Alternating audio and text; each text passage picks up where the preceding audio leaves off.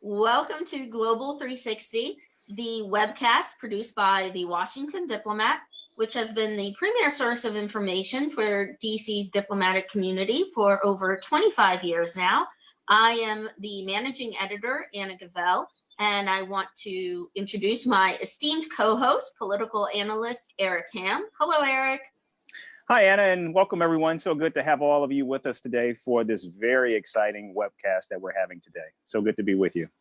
Thank you. And so we also want to thank our sponsor, Sahori Insurance, which has been serving the diplomatic community for over 50 years, as well as Cigna, an American health services company that operates all around the globe.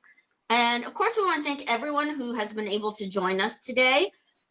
We have had several webcasts before, which you can view online on our website, washdiplomat.com. But this is our very first live webcast, so we apologize for any errors. And if I make any flubs, you're just not going to hear them and completely ignore them. But so let's go ahead. We have a lot to delve into. And obviously, Eric, 2020, unfortunately, seems to be the year that just keeps on giving. Unfortunately, in terms of bad Not news. in a good way, right? No, it does give us a lot to talk about, but that's not what we want. Right. So we want to let the listeners know, originally, Eric and I, when we were discussing the ideas of what we wanted to do, we wanted, obviously, this webcast to be focused on long-term threats. So things such as climate change, which is often mentioned, and pandemics, which for a long time has been kind of one of those things that's considered long-term, but not immediate. So only now are we paying a lot of attention to it. But among the issues that we were going to include was white nationalism, which is on the rise both here in the US and also abroad, namely in Europe. And of course, we focus so much on 9/11 in terms of counterterrorism. But the FBI and other agencies have long been warning about the fact that white nationalism is on the rise, and we've seen it with attacks on houses of worship. We've seen in the massive attack that occurred in New Zealand. And, you know, this relates to yet another kind of long-term issue, which is the rise of populism, both here and in Europe. And we've seen that in particular fueled by inequality, which has been going on for years, for well over a decade. And so we see a lot of these long-term issues. And of course, this overlaps with racial inequality and racial tensions. Now, these have percolated under the surface and at times emerged. And now, of course, at the moment, we are seeing it explode with the death of George Floyd, a 46-year-old African-American man in Minneapolis who died after a white police officer knelt on his neck for over 8 minutes. We've seen the protests that have consumed the country at the moment and have even spread across the globe. And so, of course, the current events related to George Floyd have overtaken our discussion. But I think what's important is it's actually made it more relevant than ever, because it kind of fits this pattern of important, long-standing issues, obviously taking a back seat to the more immediate news cycle that takes place. And we've seen this with climate change. We've seen this with, hurricanes Harvey, Maria, where a crisis occurs, we talk about it, and then it tends to fade. And of course, we've seen this as well with Black Lives Matter, whether it's Trayvon Martin or Michael Brown. It comes up, it tends to fade, and now we are seeing it again come out into the national consciousness. And I think what's interesting is this time around, the frustrations have really been compounded by other factors, such as complaints that the Trump presidency has been very divisive. Social media, yet another long-term issue and tweets that have potentially incited the violence.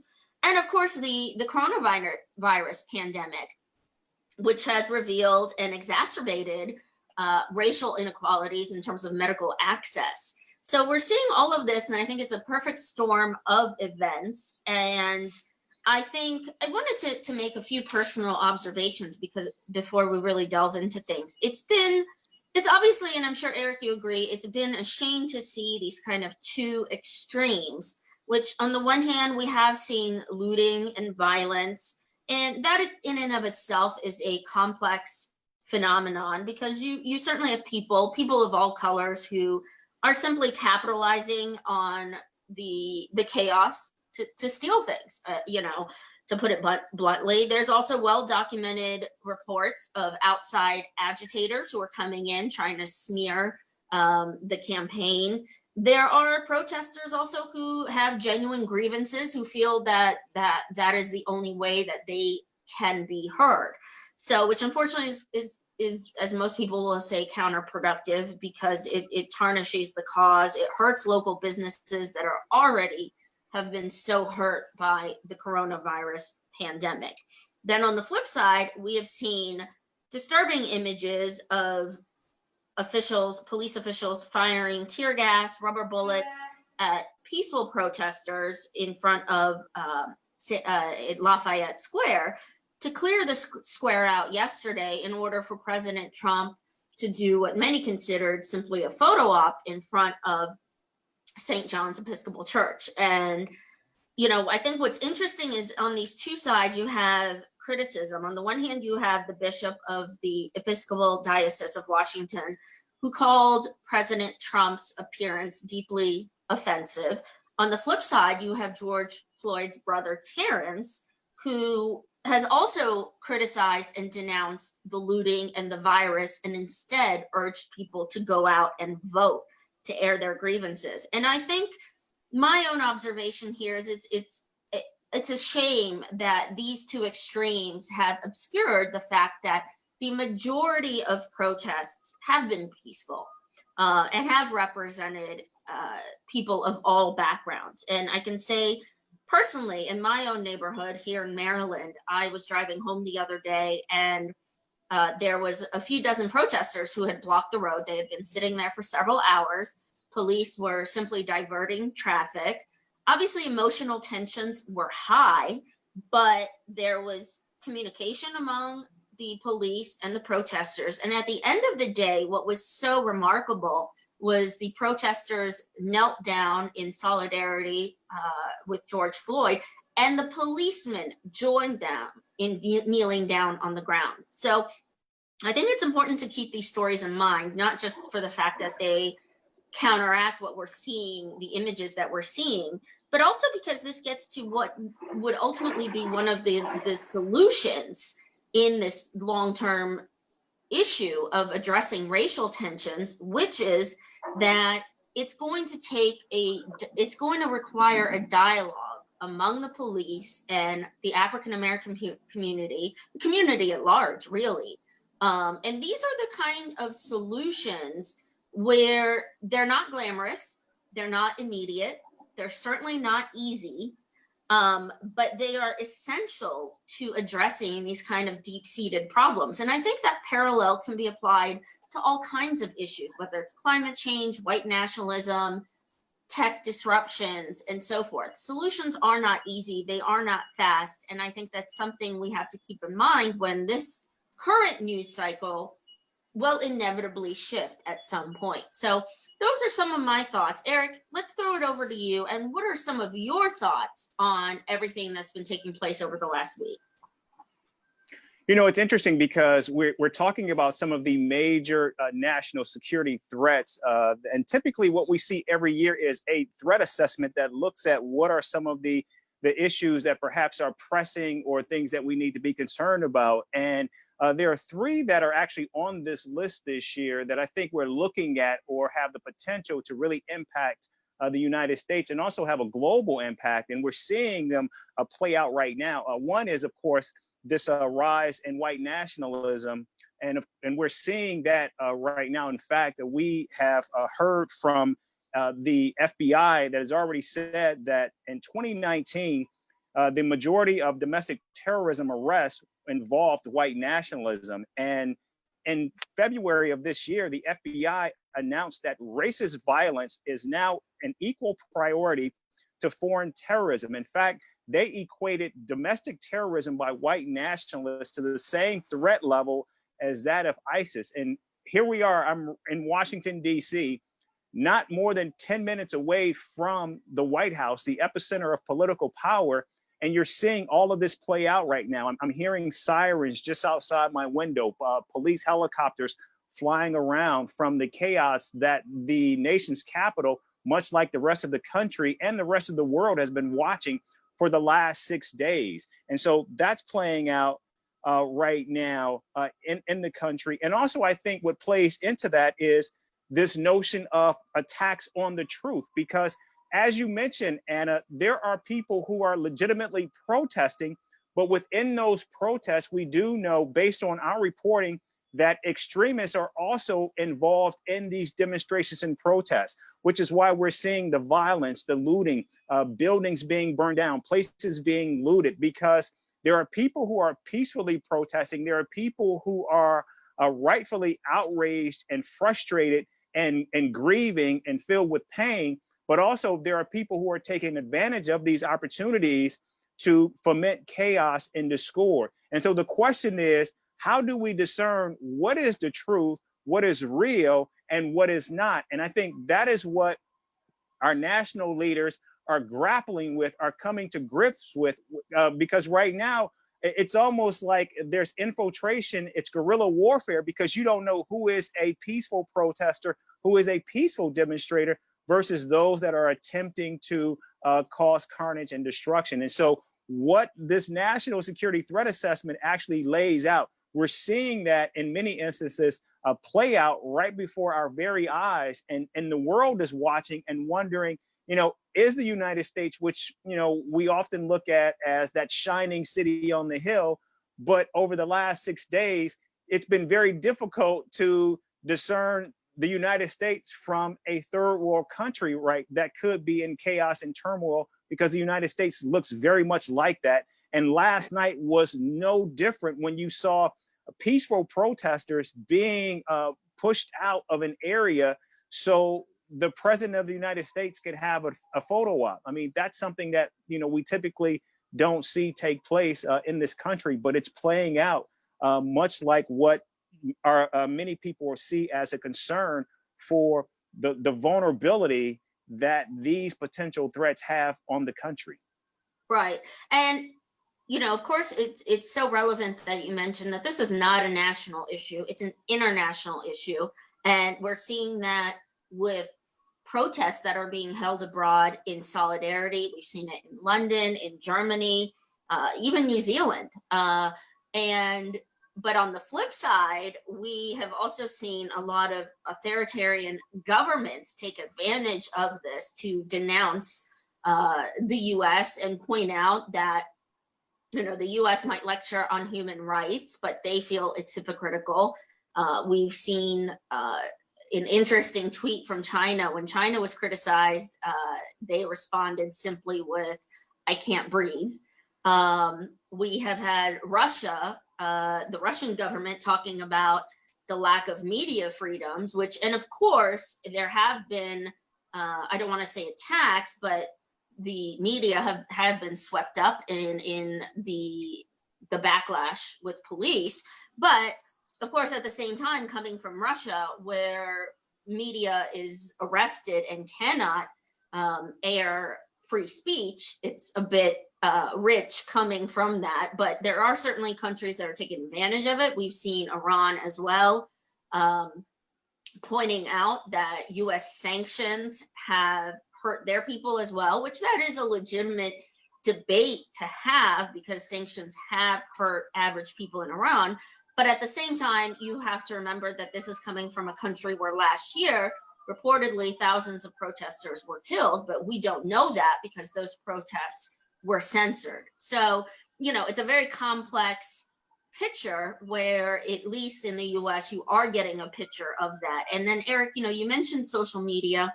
And I think what's been interesting locally, there's been a hashtag that has gone viral, hashtag DC Blackout.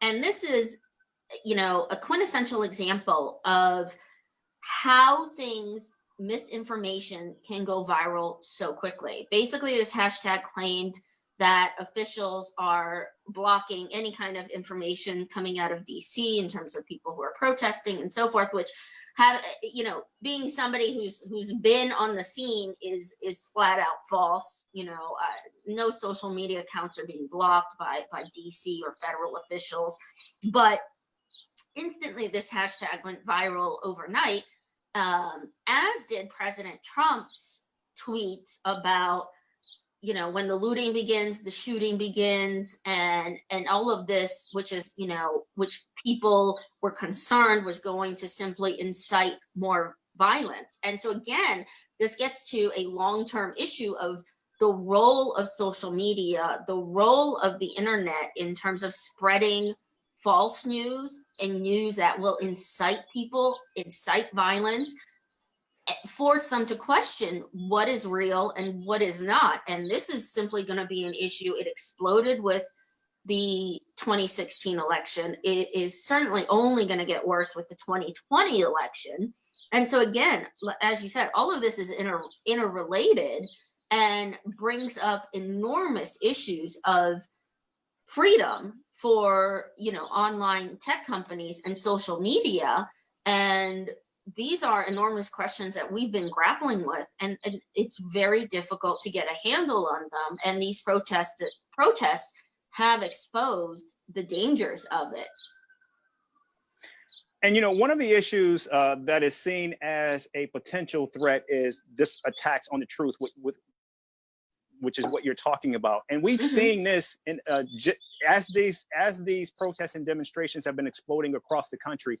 We have seen President Donald Trump go to war with social media companies. And we have seen this back and forth between the president and Twitter.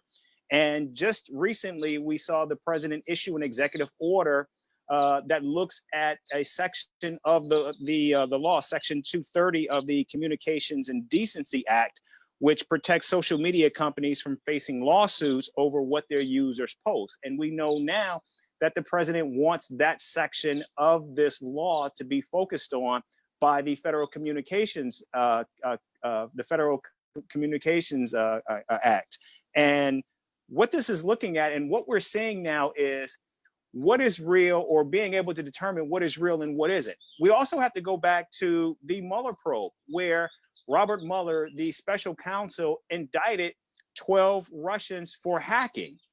And one of those issues that we know that they focused on was this issue of they focused on propaganda targeting African Americans. And so stoking racial flames, stoking racial unrest.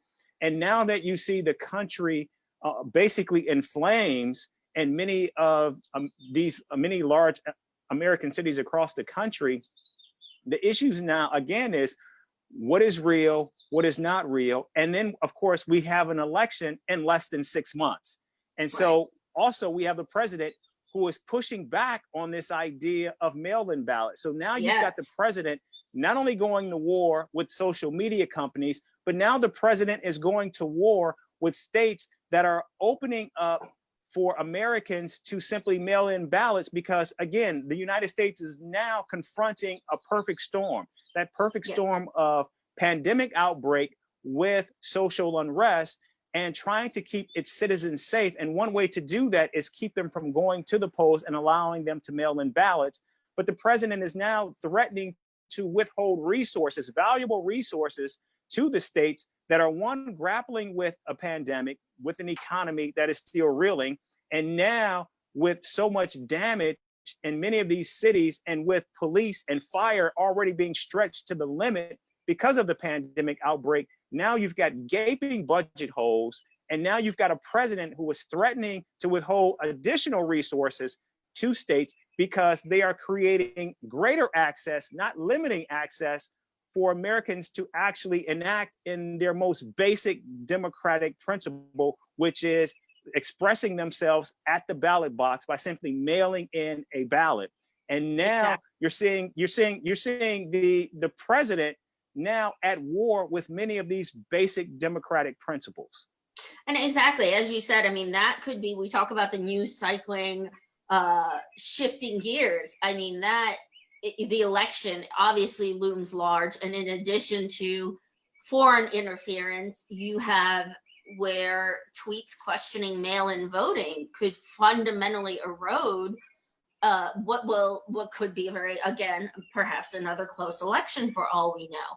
And, you know, as you mentioned, I mean, Trump's questioning or crackdown on social media companies, there's a certain irony to it because a huge part of his popularity has been fueled by Twitter. He has taken advantage of this new medium in ways that previous presidents have not been able to or have not done. And, you know, if he were to revoke that 1996 law, his account would be one of the ones because of widely documented, you know, false claims, that his account would be one of the ones that would be on the chopping block. But, you know, again, this gets to so many other issues in terms of social media, as you said, so many that are connected.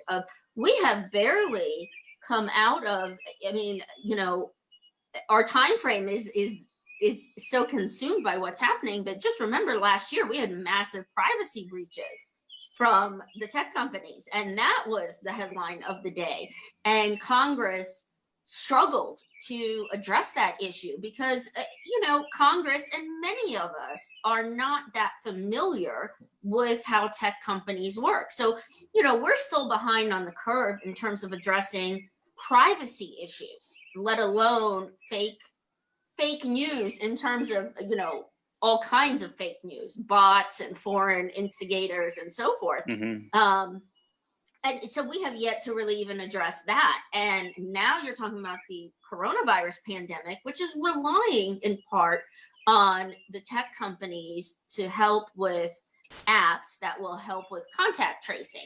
But this brings a whole new Pandora's box of questions in terms of potential surveillance. I mean, especially in countries such as China and also here.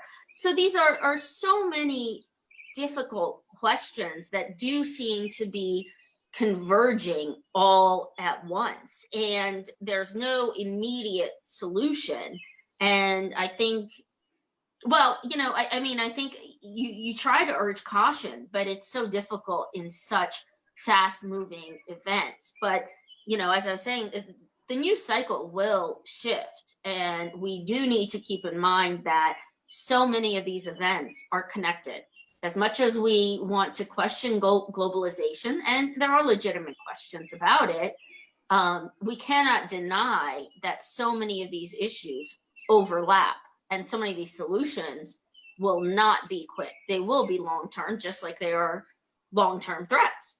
And unfortunately, we're seeing that in a very visceral way, aren't we? We are. And I think one of the major observations of both this pandemic, where the United States has already lost more than 100,000 lives and more than 1 million people affected by the virus, and it's still happening.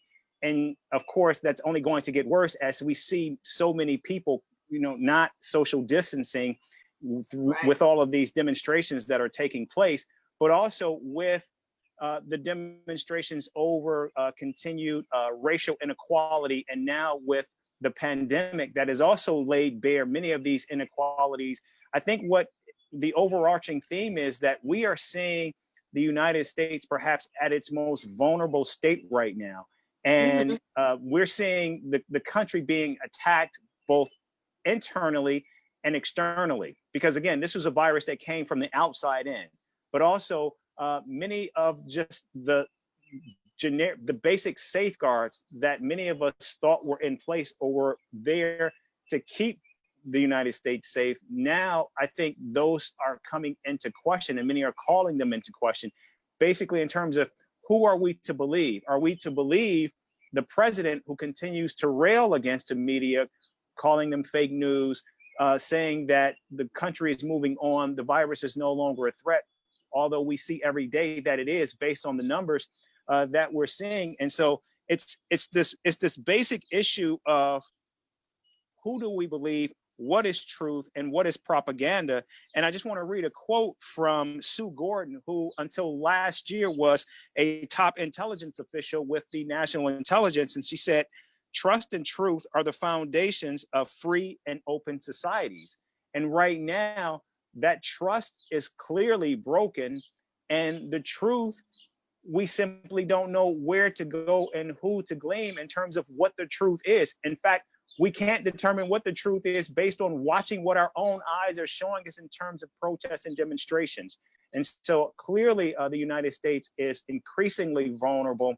And now more than ever, I think the work of our national leaders has gotten increasingly more difficult, because once you lose trust and truth, it's so difficult to get that back. Right. Well, I just want to say that to our viewers, you can trust in us. We have the truth. Oh, yes. We're the truth tellers, so there's no hashtag fake news over here. We do want to apologize. There have been some technical glitches. If you would love to see our lovely faces, you can go on our Facebook page, just like Washington Diplomat, and you can actually see this live stream. But we appreciate every viewer who has stuck with us. We're still ironing out the glitches. That's, yet another long-term phenomenon of all of this social media tech world transition. We're all transitioning to Zoom and all of that loveliness. But to get on a somewhat of a lighter note, at the end of each webcast, we talk a little bit about a segment that we call Cultural Corner. And I want to include it in this one, even though we've talked about some very heavy topics, because I think we all need, Eric, as you know, a bit of a break from the news. Even though we're engulfed in it, we all need a bit of a break. So, oh, absolutely. Yeah. So I'm going to mention a few things. And again, you can go on our website, watchdiplomat.com, and we're going to have more details on everything. We're going to have links. You can go on our Facebook page. That will show you this discussion. You can see our wonderful faces. But anyway, on to the cultural things, which are, again, very reflective, not just of the pandemic in terms of going online. Now the topics that a lot of the cultural organizations are tackling deal directly with the pandemic. So I think that's really interesting. So I'll mention a few. Arena Stage is launching a new supper club that will present 2 films, including the premiere on June 12th of a film called, don't mix up the dates, May 22nd, 2020. And that's a docudrama that captures one day in the life of the DC region. So it features all kinds of people of a variety of backgrounds, from a climate change activist to a grandmother living on her own. And what I did was 10 playwrights interviewed all of these subjects and created monologues based on those interviews that offer a window into how the coronavirus pandemic has radically altered the lives of people in the nation's capital. So I think that would be a great thing to check out. Also, kind of a bit of a random event, but please do check it out. On June 4th, the Italian Embassy and the Italian Cultural Institute is hosting a Zoom webinar called The Art of Healing.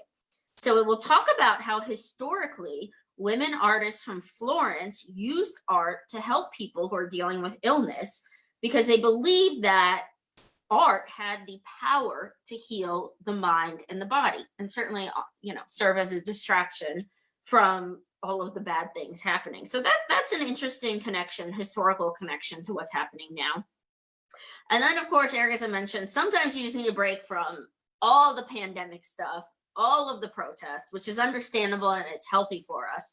So on that front, I want to recommend 2 outlets. The Kennedy Center just released its full lineup of digital programming that offers an entire slate of quote unquote couch concerts from groups such as the National Symphony Orchestra. And there will be other events like the Yo-Yo Mo show, I'm trying not to mess that up, an evening of musical doodling, which will be a whole lot of fun for kids who are still cooped up inside the house. And finally, the Capitol Riverfront Business Improvement District is taking its popular Friday night concert series online throughout the month of June.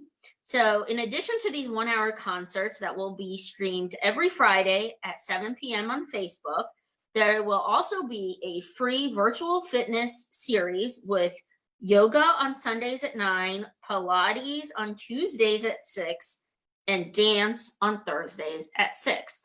So you can get all of the details again.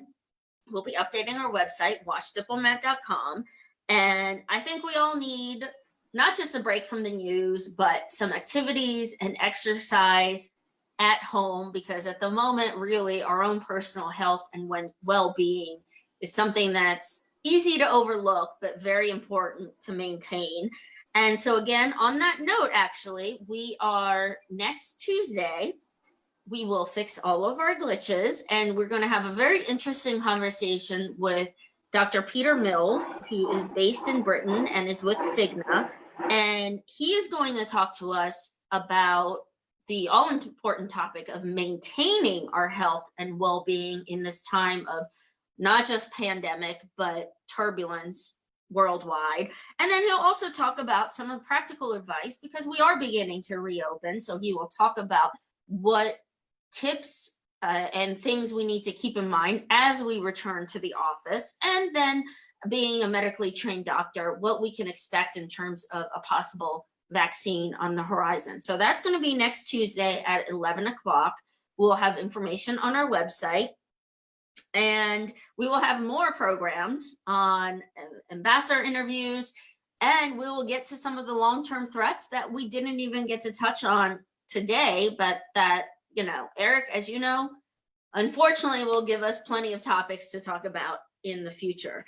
So I want to, of course, again, thank our sponsors, Sahori and Cigna. I want to thank Eric for all of your amazing insights. And thank you everyone who has joined us, bared with us for this live broadcast. We're going to have more. And please, in the meantime, stay safe and please stay tuned so that you can stay informed. Thank you very much. Thanks, everyone.